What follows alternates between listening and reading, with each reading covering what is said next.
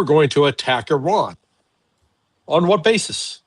You didn't have, in the MOU, there was, if the MOU had said that Iran commits to not requiring ships to go through the waters controlled by it, then perhaps the United States would have had a case. But it didn't say that.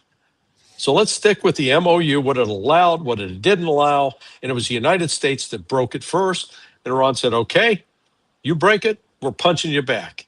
But as we talked about the first day punch, it was largely symbolic. We thought yesterday was more active, but it turns out it was more symbolism, more military political theater, because I was assuming they're saying that Iran might be likely to strike, would strike back at the air bases from which those air operations were launched. They weren't launched from Kuwait or Bahrain. The U.S. is way off that. So what's telling is the fact that the United States didn't come back and try to retaliate. They were just, it was said, we're going to show you who's boss. And then Iran steps up and hits them back, showing we can hit back harder than you can.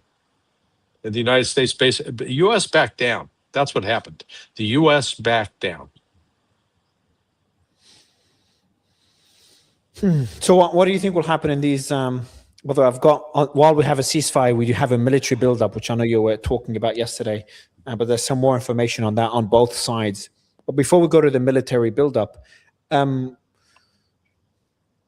know, we just had that back and forth. Now we have a meeting in Qatar. What changed? Nothing changed. We're still at the same position we were a week ago.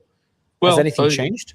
Iran will sit down with the United States and say, here's the deal. This is how this works. Persian Gulf Strait Authority.